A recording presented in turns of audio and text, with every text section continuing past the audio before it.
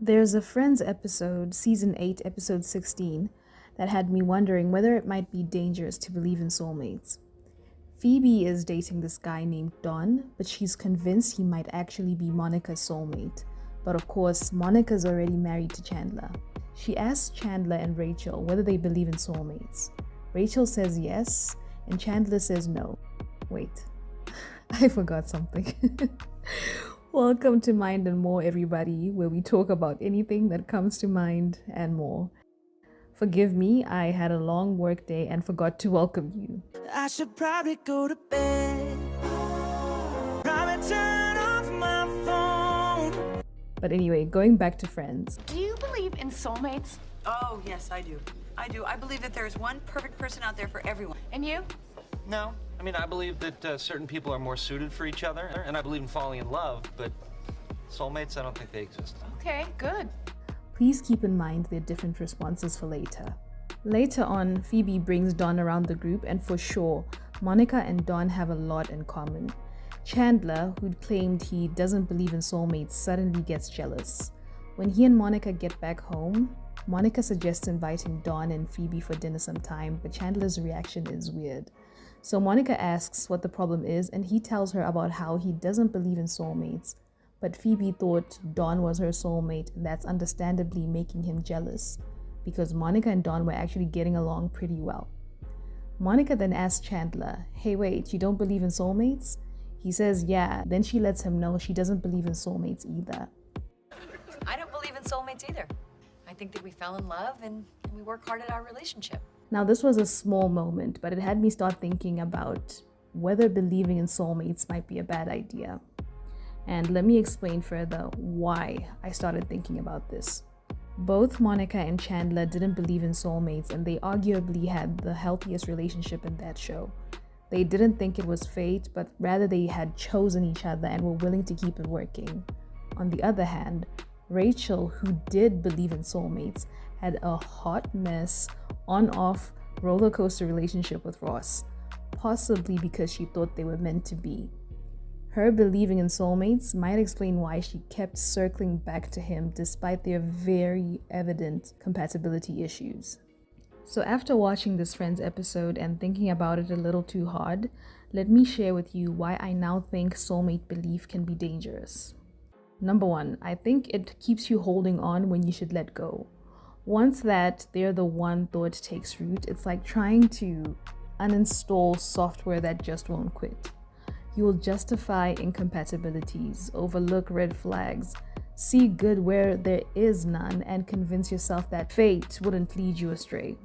When Rachel asked Ross to take a break, she knew it was time to go. This was further confirmed when Ross slept with another girl, and that really hurt her. But she eventually still went back to him. I also think that it blinds you to other possibilities. When you're so focused on a particular person being the one, you might actually miss other compatible partners.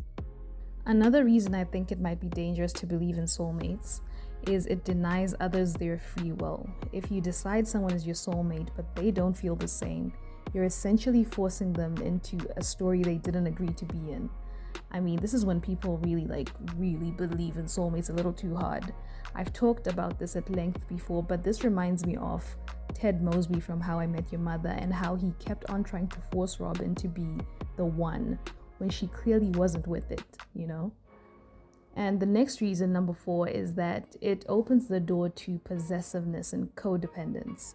I don't know if Ross believed in soulmates, but he probably did, because he once wrote down that a con of being with his girlfriend Julie was that she wasn't Rachel.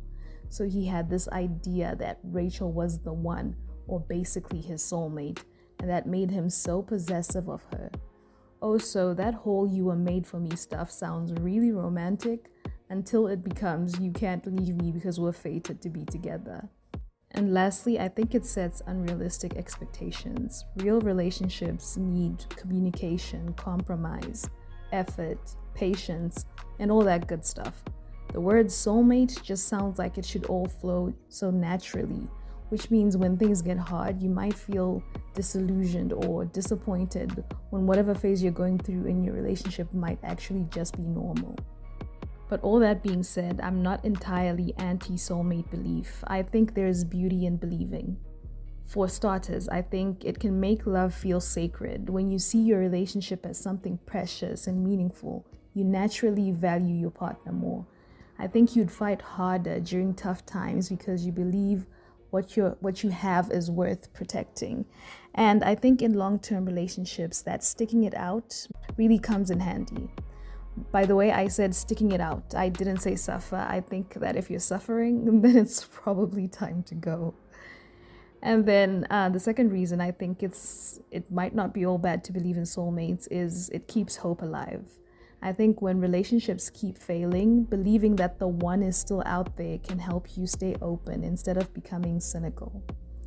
And then I think lastly, there's beauty in having something to believe in, whether it's soulmates, the universe, or fate. Faith that something that is bigger is at work can make life feel more meaningful. So to end off this short video, let me just say that I think the best way to go is the Chandler-Monica approach, which is to have balance and realism.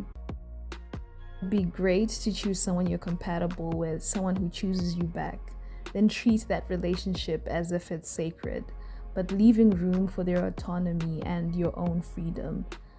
To not possess your partner like Ross did, but rather experience them. To work hard at your connection like Monica said she does with Chandler, and I think you'll be alright.